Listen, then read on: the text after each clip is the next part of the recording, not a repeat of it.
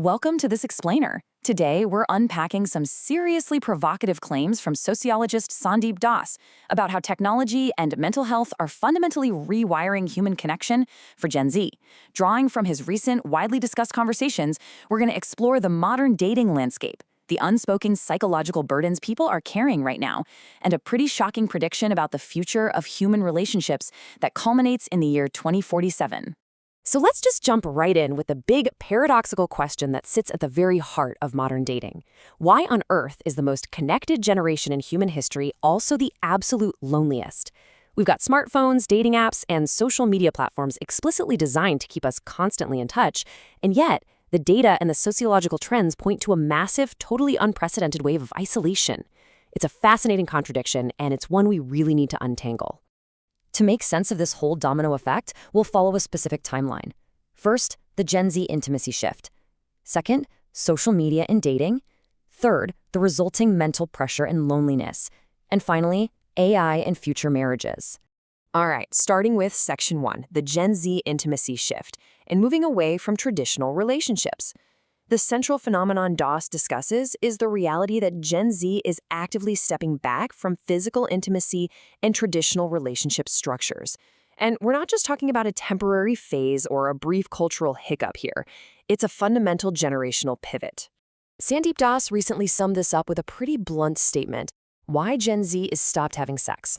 Now, I know that sounds like a crazy, sensational headline just to grab your attention, but Das approaches this entirely without judgment. He's looking sociologically at why this generation is losing interest in traditional intimacy. He unpacks the real inside truth behind why the milestones previous generations rushed toward, dating, physical connection, settling down, are suddenly being paused or even abandoned entirely by young adults today. Because this shift, it's driven by a complex web of catalysts. I mean, it's never just one thing, right? We're looking at a combination of social media conditioning our expectations, the frankly harsh realities of modern dating apps, unspoken mental health struggles, a deep baseline of extreme loneliness, and, looming right on the horizon, the rise of AI alternatives.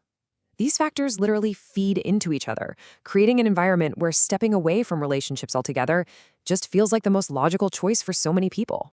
And that brings us to Section 2, social media and dating and technology's impact on human connection.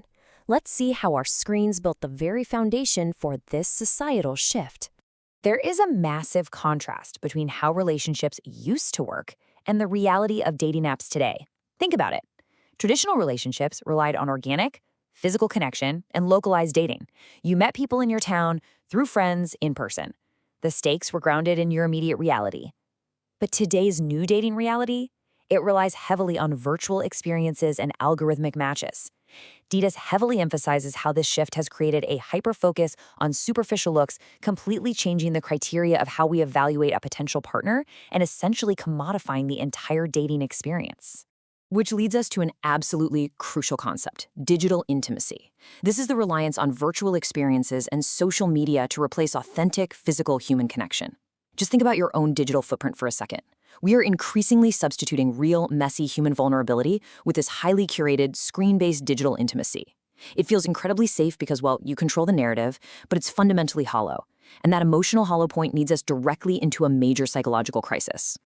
This new dating reality directly fuels our next topic, Section 3, mental pressure and loneliness, the silent epidemic in the digital age.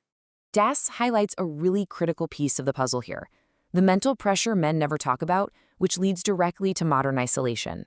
Imagine stepping onto a stage where you are constantly judged by a global, highly superficial metric. The psychological burden of not measuring up is immense. In a dating market driven by endless digital competition, the silent pressure to perform, to look a certain way, and to navigate incredibly complex modern relationship dynamics pushes a lot of individuals into isolation rather than connection. It's so important to understand this isolation domino effect. It is not some sudden choice, it's a gradual retreat away from the complexities of human interaction. Step 1 is the overexposure to these digital dating realities.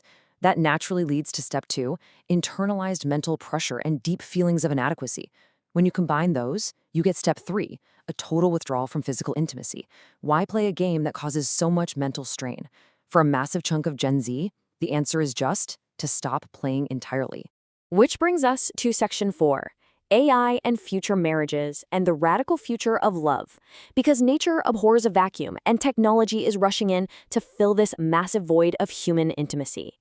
The timeline of modern love that Das lays out is honestly staggering. He argues that the cascading effects of tech and AI will actually culminate in the total collapse of the institution of marriage by 2047. We're currently in the present-day phase, seeing this sharp decline of traditional intimacy.